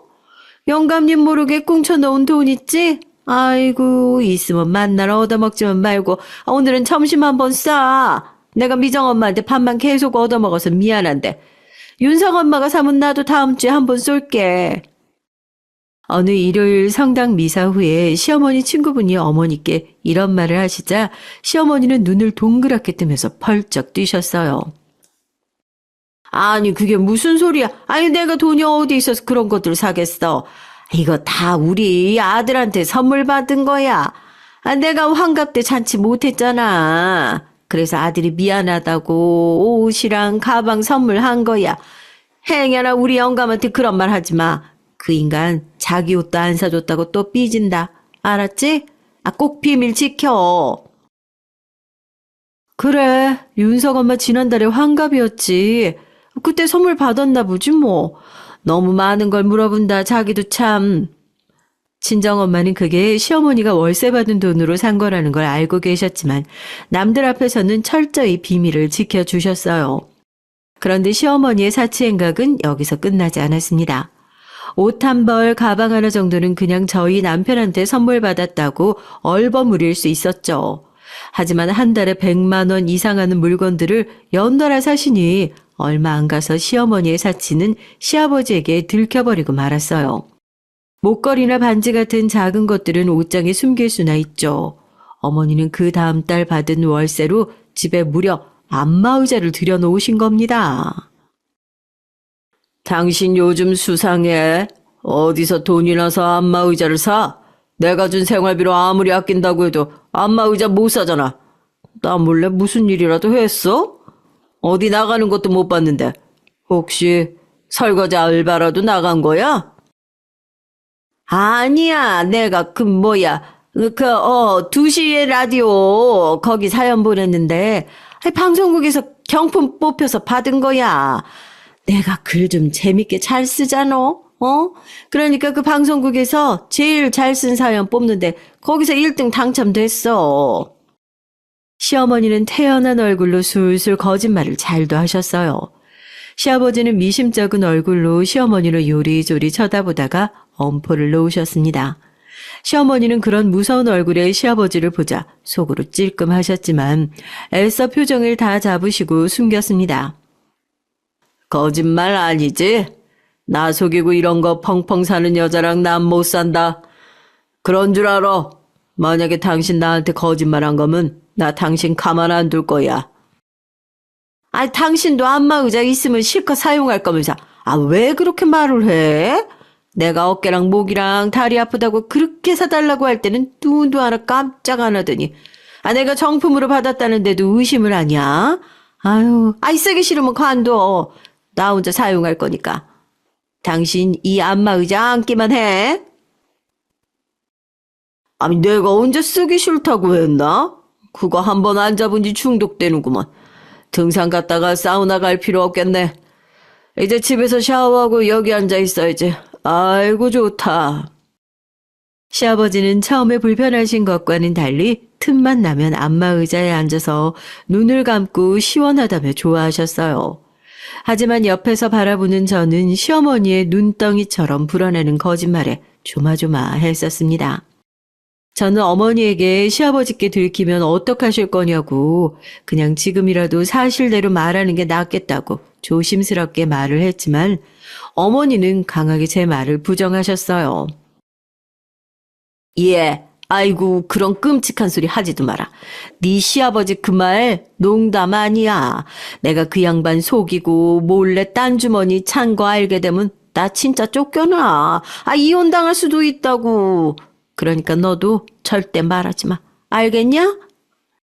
시어머니는 정말 시아버지가 눈앞에서 호통이라도 치는 것을 상상했는지 어깨를 부르르 떨었습니다. 저 역시 남편과 똑같이 시아버지가 깐깐하신 걸 알고 있었기 때문에 그 이상의 조언을 해봤자 어머니에겐 통하지 않겠다 생각해서 입 다물고 말았죠. 그보다도 저는 보너스다 뭐다 돈만 생기면 계속 피규어를 사대는 통에 제 남편에게 잔소리를 안 할 수가 없었어요. 나중에 안 사실이지만 남편은 한 달에 버는 돈을 전부 저한테 주는 게 아니었습니다. 그 사람도 어머니와 똑같이 저 몰래 딴 주머니를 찾던 모양이에요. 애를 가지기 전에는 둘이 수입을 따로 관리하고 생활비로 200만 원씩 내놓아 따로 공장을 만들어 쓰는데 둘 다 이의가 없었어요. 그렇지만 애를 낳고 나서 제 몫의 수입은 줄었는데 오히려 지출이 늘었잖아요. 분유랑 기저귀 값이나 병원 백신 접종비 그리고 애기 옷 사고 조그만 장난감 사는데도 얼마나 많이 드는지 모르겠어요. 아기가 6개월이 지나 이유식까지 시작하니까 유기농으로 먹여야 하는데 해먹이긴 해도 식비도 만만치 않더라고요. 저는 자연스럽게 남편이 쓰는 돈에 대해서 예민해질 수밖에 없었죠. 제 기준으로 카드값이 많이 나온 달에는 남편을 어김없이 피규어를 사드리고 있었으니까요. 당신, 이 카드값 뭐야? 아마존? 또 피규어 산 거야? 당신 제발 이제 작작 좀 해라. 우리 지금 아기 키울 돈도 모자라. 나 이제 애 어린이집 보낼 때까지 일도 못한단 말이야. 당신 제발 철없이 굴지 좀 마. 아빠가 됐으면 이런 거 생각할 때 안 됐어? 언제까지 이렇게 철없는지 계속 할 건데? 이거 당신 뭔지 몰라? 마블 10주년 기념 아이언맨 피규어야. 이건 꼭 사야 돼. 피규어 덕후의 명예를 걸고 꼭 사야만 했다고. 내가 새벽 대리운전이라도 뛰어서 카드값 메꿀게. 그러니까 제발 잔소리 좀 그만해. 제 말은 남편에게 들릴 리가 없었죠. 저는 기가 막혀서 남편과 크게 싸우고 안방으로 들어가 버렸습니다. 그 다음 날도 또 그 다음 날도 남편에게 아침을 차려주고 싶은 생각도 안 들더라고요. 저는 남편이 출근하든 말든 관심도 안 갖고 애기랑 늘어지게 자다가 남편이 출근하고 나서야 눈을 떴어요. 그러자 남편은 아예 제가 신경 안 쓰는 걸 오히려 기뻐하며 자기 보물에 가득 찬 그 피규어 방에서 먹고 자려고 하더라고요. 저는 남편에게 너무 화가 나고 제 신세가 처량해서 친정 엄마에게 전화를 걸어 하소연을 했습니다. 제가 친구들이 있기를 하나 그렇다고 남편 문제로 시어머니께 불평을 할 수도 없어서 그나마 들어줄 사람은 친정 엄마뿐이었거든요. 엄마, 윤석 오빠 좀 만나서 뭐라고 한마디 해주면 안 돼? 아직도 총각대 취미 못 버리고 피규어 몇백만 원어치 사고 그런다니까. 우리 아기 옷 하나 사주려고 해도 내가 얼마나 아까워서 손을 떠는데 오빠는 그 비싼 걸 턱턱 사고 하니까 시어머니 잔소리는 하나도 안 통한대. 엄마는 오빠한테 장모님이니까 좀 어려워할 수도 있잖아. 미정아, 윤석이도 어디든지 자기 스트레스 해소할 구멍이 있어야 할 거 아니니. 그렇지 않겠어? 비록 돈이 많이 드는 취미긴 하지만 네 맘대로 그거 싹 다 버리겠다고 하지는 마. 내가 우리 손녀 필요한 옷이나 물품은 사줄 테니까 네 시어머니도 그렇지만 윤석이도 어릴 때부터 지 아버지 절약하라는 잔소리 지겨웠을 거다. 네가 이해 좀 해줘. 엄마는 윤석이 마음 이해한다. 완전히 개편은 아니지만. 친정엄마는 놀랍게도 제가 못마땅해 하는 남편의 취미를 이해한다고 하시는 게 아니겠어요? 여러분이 만약 제 친정엄마였으면 무슨 말을 하셨을까요? 전 그게 궁금해요. 제가 너무 속이 좁고 남편을 이해 못하는 걸까요? 제 생각에는 아빠가 되어서까지 그렇게 돈 많이 드는 취미를 고수한 만큼 그 사람이 많이 버는 건 아니라고 생각되거든요.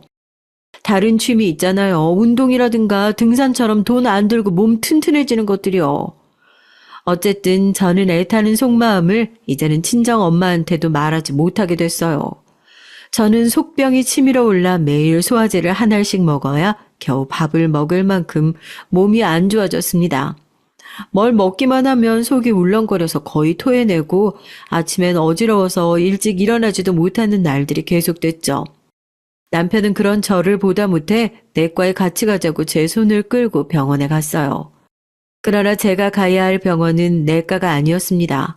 설마 그때는 그럴 줄 몰랐어요.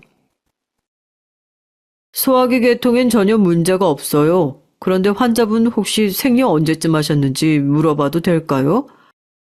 한 3달쯤 된 것 같은데. 근데 저 아직 출산한 지 이제 7개월째라 원래 불규칙한 건 줄 알았는데요? 자세한 건 산부인과 가보셔야 할 테지만 이런 경우 있어요. 아기 100일 지나면 생리가 없어도 피임하셨어야 하는데 안 하셨다고요? 그럼 90% 확률로 둘째 임신이신 것 같은데요. 이 옆에 산부인과 있으니까 한번 가서 진찰 받아보세요. 저는 내과 의사의 말을 믿고 싶지 않았지만 계속 속이 미식거리고 토할 것 같아서 의사의 조언대로 우선 산부인과 검진을 갔고 임신 테스트기 검사 결과 선명한 2줄이 나왔어요. 태아 크기로 이미 10주는 넘으신 것 같은데 둘째이신 분이 어떻게 여태 모르고 계셨어요? 첫째 때 입덧 아예 안 하셨나 봐요. 보통 이렇게 울렁거리면 산모들이 다들 임신인 줄 알던데. 약 이제 함부로 드시면 안 돼요. 한 달 후에 오세요. 와, 이럴 수도 있나 봐요. 출산한 지 6개월 조금 넘었는데 또 둘째가 생길 수 있어요? 의외로 연년생들 많이 생겨요. 그러니까 산후에 피임 꼭 하셔야 돼요. 산부인과 의사의 말을 듣고 저는 하늘이 무너지는 것 같았습니다. 이렇게 쉽고 빠르게 둘째가 생길 줄은 몰랐거든요. 물론 저 역시 애를 하나만 낳고 말 생각은 아니었지만 어느 정도 몸도 다 회복되고 첫째가 손이 많이 안 가는 한 3년 후에나 가지려고 했거든요. 그 중간에 백화점 다시 나가서 돈도 벌어두고 싶었고요. 남편이 피규어 구매로 정신 못 차리는 이때 제가 돈을 안 벌면 우리 아기 좋은 유모차나 어린이집 보내는 비용 등을 어떻게 충당하겠어요. 하지만 제 남편은 철부지같이 제가 임신했다고 좋아하는 것이었어요. 전 이렇게 걱정할 줄도 모르고 말이죠. 당신 또 임신이야? 참 애는 잘 가지는 체질이네. 우리 조심한다고 잠자리도 몇 번 안 했는데 그 녀석 언제 생긴 거래? 아무튼 잘 됐네. 젊을 때 연년생 낳아서 다 키워놓고 놀러다니는 젊은 부부들이 낫지. 다 늙어서 노산인데다 애 키운다고 체력 다 쓰고 50대 되는 것보다는 애들도 타올 앉으면 친구처럼 잘 놀고, 안 그래? 난 그러고 싶지 않다고. 아직 첫애 낳고 몸무게도 안 들어왔는데 또 임신하면 또 살찌잖아. 그리고 둘째 나오면 복직도 못하는데 당신 그런 생각은 못해? 우리 이번 말고 다음에 한 3년 후에나 다시 낳자, 응? 말도 안 돼. 이미 생긴 아이를 어떻게 줘? 당신 천주교 신자 아니야? 우리 엄마랑 당신의 엄마도 그건 절대 용서 안 하실걸? 그건 맞는 말이라서 저는 남편에게 더 이상 반박은 못했어요. 남편은 임신이 확인되자마자 시어머니랑 친정어머니한테 다 연락해서 제가 애를 가졌다고 딴 생각은 못하게 못 박아 버리더라고요. 네, 장모님. 미정이가 또 둘째를 가졌대요. 그러게요. 저도 미정이도 이렇게 빨리 둘째가 생길 줄은 몰랐지만 오히려 좋죠. 젊을 때 낳아서 다 키우고 나면 아직도 돈 벌 힘은 있을 테니까요. 네, 축하 감사합니다. 잘 키우겠습니다, 장모님. 남편은 한박 웃음을 지으며 완전히 동네방네 제 둘째 임신 자랑이라도 하듯이 떠들어댔어요. 양가 부모님들은 제가 둘째를 가졌다는 소식에 너무 기뻐하셨지만 제 친정 어머니만은 제 건강을 걱정하시긴 했어요. 남편이 시어머니에게도 둘째 자랑을 하자 그 다음날 바로 시어머니도 전화를 하셨더라고요. 예, 윤석이한테 들었는데 너 둘째 가졌다며? 축하한다. 그래, 내가 둘째 낳으면 좀 도와줄 테니까 너무 우리 윤석이한테 뭐라고 하지 마. 걔도 애 둘 아빠 되면 돈 좀 아껴 쓰겠지. 그땐 정신 차리게 될지 어떻게 하니? 네, 어머님 말씀대로 윤석 오빠가 정신 좀 차렸으면 좋겠네요. 말씀이라도 감사드려요. 저 아직 몸 회복이 안 됐는데 둘째 갖고 나니까 입덧도 너무 심하고 힘드네요. 이제껏 소화가 안 되는 줄 알았던 게 입덧이었나 봐요. 첫째 때는 없었는데 일이 심한 거 보니까 어쩌면 아들일지도 모르겠어요. 어머, 그렇게만 되면 참 좋겠다. 첫 딸 낳고 아들 낳으면 200점이라잖니. 내가 천주님께 기도 드려야 되겠다. 하여튼 아프면 시어머니 불러. 내가 애기 좀 봐줄게. 알았지? 어머니가 전화를 끊고 나서 저는 한숨을 푹 쉬었습니다. 세상 사는 일이 다 내 뜻대로만 된다면 얼마나 좋을까요? 하지만 계획에 없던 둘째는 오히려 남편과 부모님에게 환대를 받지 않나.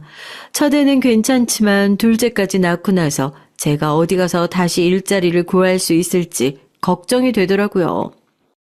거울을 보니 결혼 전에 예뻤던 몸매는 다 사라지고 동글동글 살찐 아줌마가 비치고 있는데 맥이 탁 풀렸어요. 저절로 눈물이 났죠. 육아 우울증인지 임신 증후군인지 모르는 이유 없는 눈물이 눈에서 마구 샘솟았습니다. 예전에는 생각도 하지 않았고 걱정도 안 되었던 저의 고졸 학력 또한 이젠 걱정이 되기 시작했어요. 시어머니의 말 맞다나 제 딸이 학교 들어갔는데 반에서 학부모 중 저만 고졸이면 어쩌나 하는 생각이 든 거죠. 엄마 창피하니까 학교 오지 마. 친구 엄마들은 다 대학 나왔는데 엄마만 무식해 라고 말하는 제 딸의 환영이 보이는 것 같았습니다. 도저히 미래에 내 딸에게 무시당하며 그렇게 살 수는 없을 것 같았죠. 저는 얼른 눈물을 닦고 노트북을 켜서 인터넷 서점에서 수능 문제집을 종류별로 샀어요. 이왕 둘째를 가진 김에 집에서 태교한다고 생각하고 공부라도 열심히 해볼 생각이었습니다. 어차피 애 가진 몸으로 복직은 무리였으니까요. 올해 수능 봐서 대학 간다는 생각까진 하지도 않았어요. 그냥 육아하는 중간중간 열심히 공부해서 고졸 출신이라고 저를 무시하는 시어머니께 그래도 한마디 해주고 싶은 생각이었습니다. 저도 공부해서 대학 갈 실력 정도는 된다고요. 실제로 대학을 갈 생각은 당연히 아니었고요. 제가 3월부터 공부를 했으니까 11월 16일 수능 보는 날까지 한 8개월 정도 되는 시간이었어요. 그동안 남편에게 주말마다 아기를 봐달라고 하고 카페나 도서관에 가서 열심히 공부를 했죠. 제가 매번 밥 먹고 앉아서 공부만 하다 보니까 아이가 일찍 내려와서 둘째는 수능 보기 바로 한 달 전에 나왔어요. 그러고 나서도 저는 산후조리도 포기한 채 최소한 5시간만 자고 계속 공부를 했습니다. 남편에게 철저히 입단속을 시켜서 시댁 부모님께는 제가 수능을 본다는 것을 절대 말하지 말라고 했죠.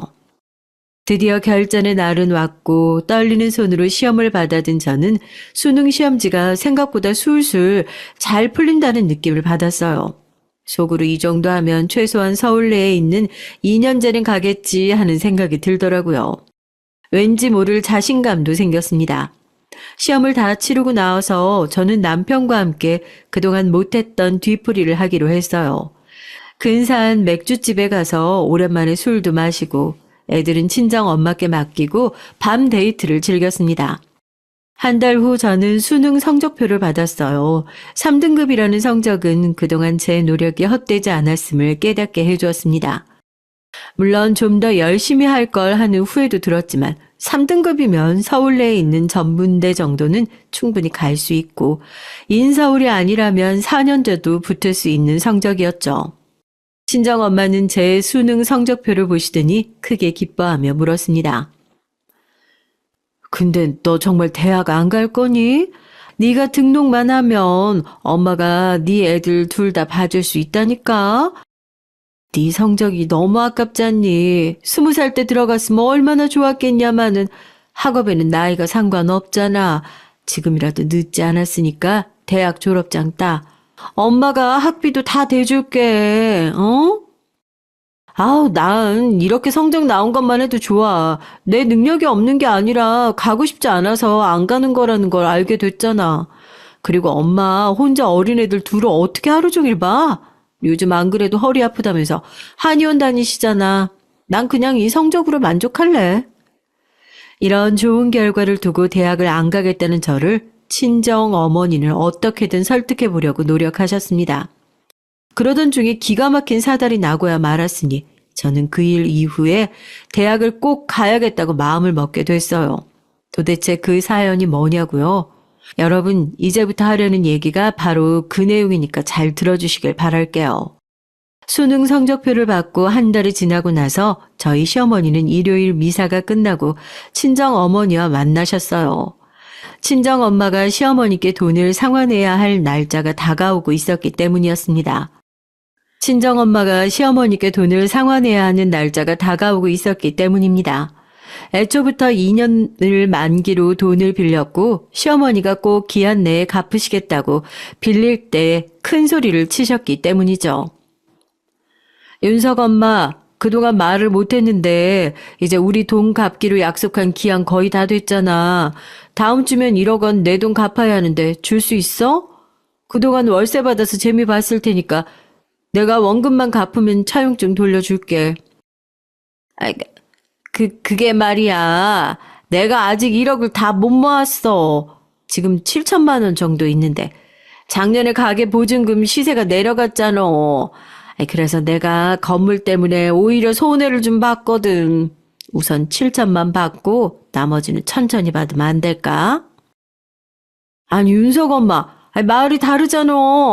우리 친정엄마가 치매가 심해져서 동서가 더 이상 못 모신다고 하더라고. 그래서 내가 요양병원이라도 알아보려고. 그 돈이 꼭 필요해. 그러니까 3천만 원쯤은 그냥 은행에서 빌리고 그 돈 다 줘. 친정엄마가 완강하게 빚의 전체 상환을 요구하시자 저희 시어머니는 급기야 얼굴이 붉어지시더니 절대로 하지 말아야 할 말을 내뱉으셨어요. 지금도 어머니는 그때 일만 생각하시면 아직도 본인이 하신 말을 믿을 수가 없다며 얼굴이 부끄러움으로 붉어진다고 하신답니다. 내가 이런 말까진 안 하려고 했는데 미정이 말이야. 우리 은석이랑 급이 맞는다고 생각해? 이제껏 고졸 출신 며느리 보면서 내가 답답했던 거 얼마나 참고 살았는지 알기나 하냐고. 우리 윤석이도 무식한 미정이 참고 견디느라 머리가 아프다고 하더라. 그러니까 사돈네 무식한 딸 우리 아들이 데리고 살아주는 값 낸다 치고 그냥 그 돈 받지 마. 내가 7천만 원 갚을게. 싫으면 그냥 다 까주든가. 어차피 자기 딸은 대학 갈 생각도 안 하고 있잖아. 그게 공부를 못해서 못 가는 거지 뭐야? 시어머니 입에서 나온 막말에 친정 어머니는 얼굴이 일그러지며 분에 못 이겨 삿대질을 하며 큰 소리를 치셨어요. 뭐? 무식? 이 여편 내가 말이면 단 줄 알아. 우리 딸이 어디가 어때서? 당신네 철부자 아들보다 훨씬 더 사력 있고 생각 깊어. 걔가 이번에 수능 봤어. 그래서 대학 갈 정도 성적도 나왔는데 내가 애 봐준다고 등록하라니까 그 착한 것이 엄마 힘들다고 자기가 애 키운다고 대학 안 간다고 한 거야. 그러니까 뭘 모르면 그 주둥아리 닥쳐. 뱉으면 다 말인 줄 아나. 이 욕심만 덕지덕지 붙은 여편 내가.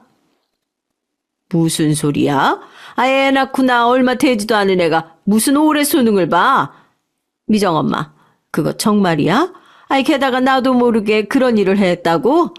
거짓말하면 천주님이 벌 주실 거야. 자, 봐라.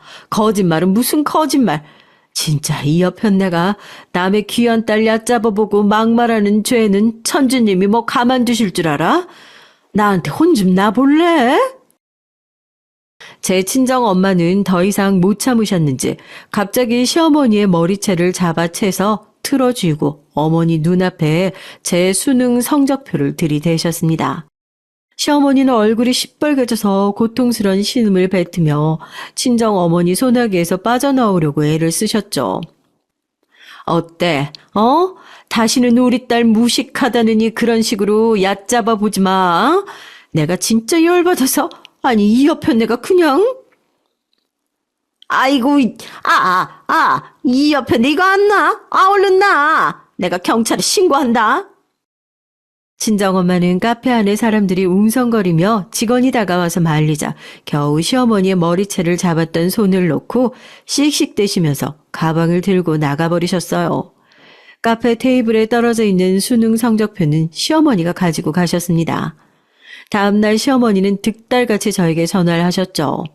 저는 두 어머니 간에 있었던 사건에 대해서는 까맣게 모르고 있던 터라 어머니의 전화를 공손하고 예의 바르게 받았죠.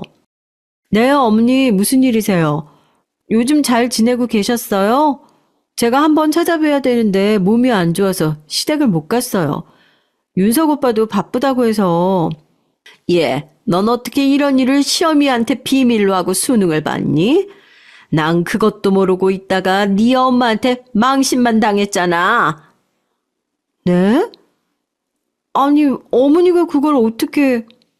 그러니까 왜 그런 걸 비밀로 하느냐 말이야. 너 시어머니가 그렇게 우습게 보이니? 오늘 네 엄마가 나한테 무슨 짓을 했는지 알아? 사람 많은 카페에서 글쎄 내 머리채를 잡고 다 뽑아버리겠다고 하더라. 나 참 기가 막혀서 내가 거기서 얼마나 큰 망신을 당했는지 아니? 너 어떻게 책임질 거니? 그 말을 듣고 저는 피가 거꾸로 솟는 것 같았어요. 아니 얼마나 저를 우습게 보셨으면 돈 빌린 채무자 주제에 시어머니는 기세당당하게 그런 망발을 뱉으실 수가 있는 걸까요? 상식적인 생각이 있는 사람이면 사돈에게 함부로 그런 말을 할 수는 없는 거 아닌가요? 저는 도저히 참을 수가 없어서 어머니께 조목조목 따져가며 반박을 했습니다. 어머니, 그건 어머니가 잘못하신 게 100% 맞아요. 저한테 대학 못 나왔다고 뭐라고 하시는 건 참을 수 있지만 저희 엄마한테까지 망신 주시면 어떡해요? 제가 그동안 어머니의 은근한 무시와 막말 때문에 오기로 이 악물고 공부했던 거예요. 둘째 낳고 쉬지도 못하고 말이죠. 그래서 앞으로 어머니가 또 학력 얘기하시면 저도 증거로 들이댈 게 있어서 마음이 놓였는데 어쩜 그러실 수가 있어요? 그래, 내 이제껏 너를 무시하는 듯한 말을 했다면 미안한데 없는 말 한 건 아니잖니? 그동안 수능 좀 보라고 그렇게 말을 해도 안 듣더니 무슨 바람이 불어서 공부를 했다니? 공부하는 동안 힘들면 시어머니가 애기 봐줄 수도 있었잖아. 너는 왜 그런 아쉬운 소리를 못하니? 우리 가족 아니야? 시어머니의 그 말을 듣는데 그동안 서러웠던 감정들이 몰려 나오면서 저는 하염없이 눈물을 흘렸어요. 전화기를 붙잡고 꺽꺽 큰 소리를 내면서 우는 저에게 시어머니는 부드러운 목소리로 말했습니다.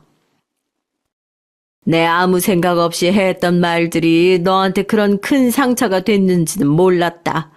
이 시어머니도 네 엄마 말 듣고 오늘 반성 좀 했으니까 그동안 미안했어. 미정아, 그리고 내가 그 건물 팔아서 네 대학 등록금 댈 테니까 여러만 말고 대학 가. 알겠어? 너 공부하는 동안 애들은 네 친정엄마랑 내가 번갈아 가면서 볼게. 어머니 감사해요. 그동안 어머니 잔소리 때문에 자존감도 낮아지고 우울했는데 오히려 그 오기가 원동력이 돼서 이번에 수능 성적 잘 나올 수 있었어요. 그리고 저 정말 대학 안 가도 상관없어요. 이제 제 능력이 없어서 학교 안 간 게 아닌 걸 증명했으니까요.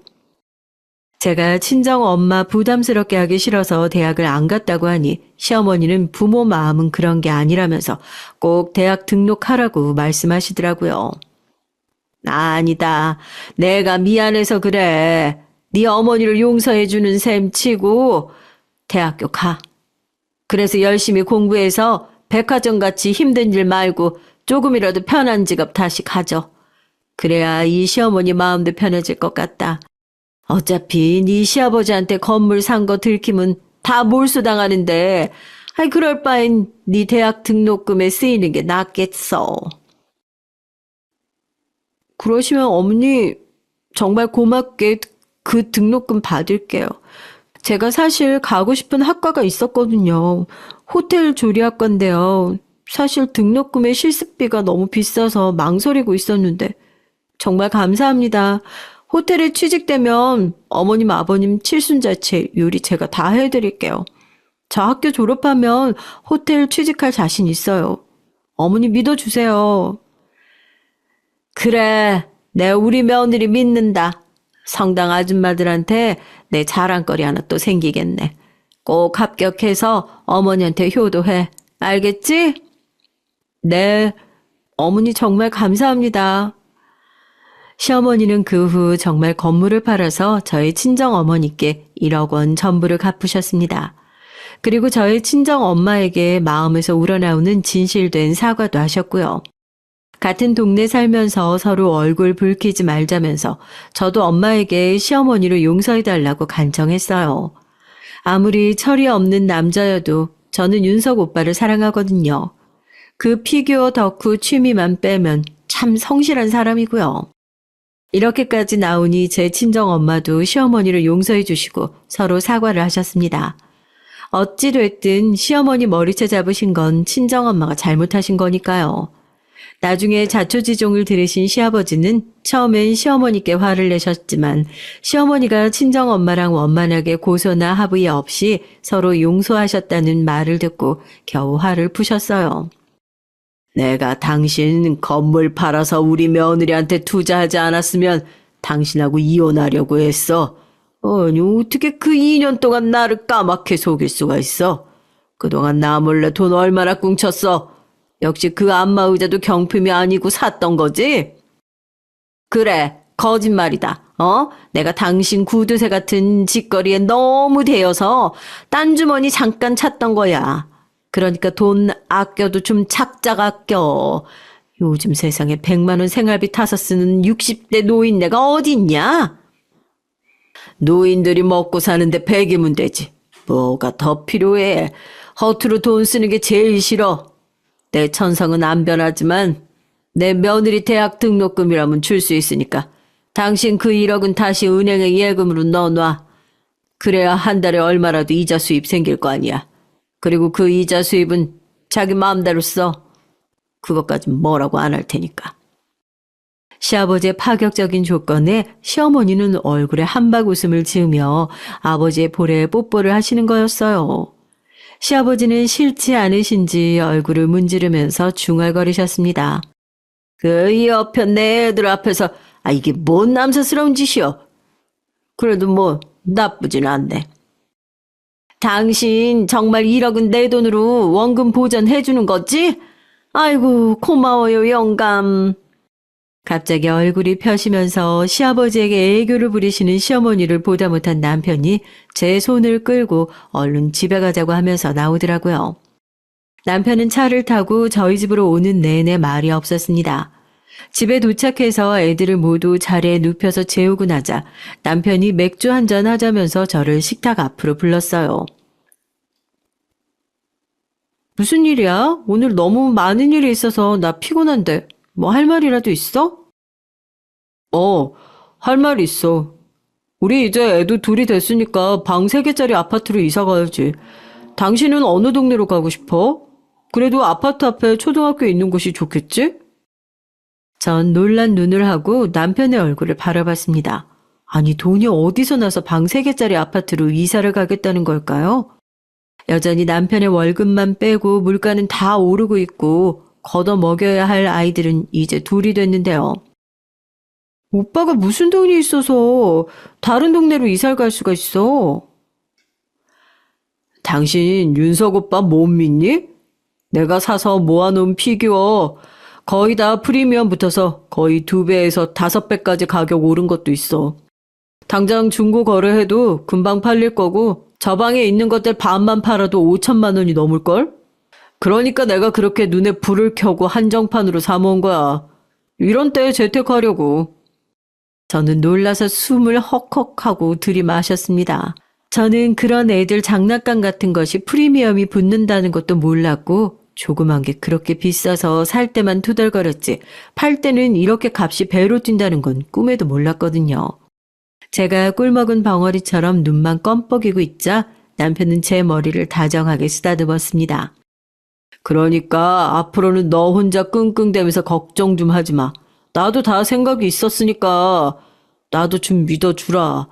나 당신 남편이야. 능력 있는 남편. 그럼 우리 정말 큰 아파트로 이사 갈 수 있는 거지?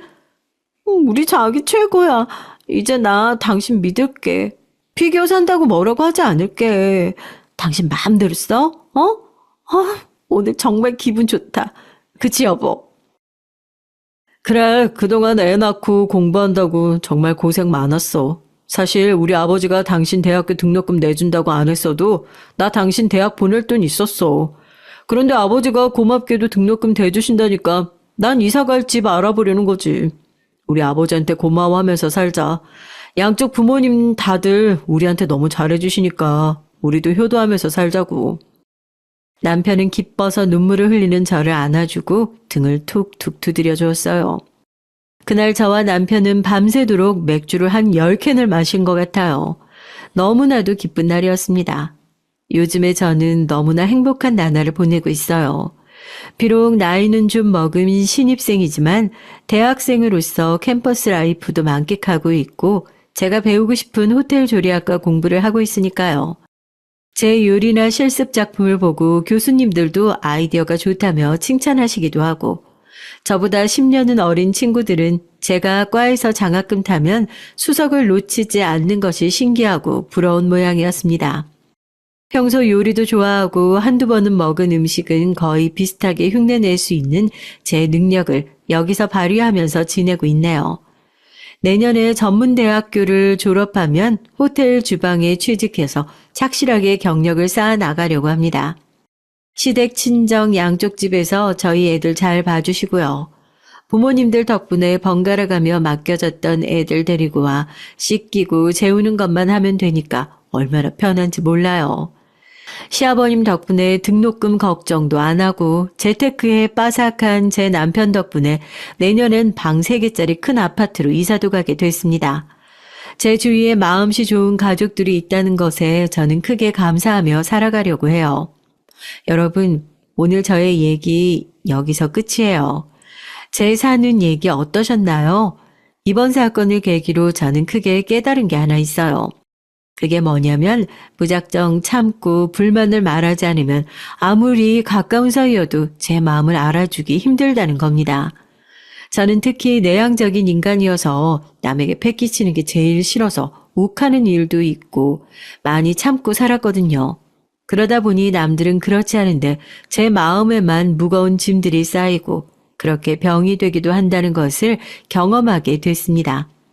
강한 성격을 가진 사람들 틈바구니에서 어쩔 줄 모르고 끙끙대기만 하다가 아무한테도 이해받지 못한다는 것을 알았죠. 그러니까 청취자님들도 하고 싶은 말은 당당하게 하면서 사시길 바랍니다. 저도 앞으로는 그렇게 살 생각이에요. 저의 긴 사연 들어주셔서 감사합니다.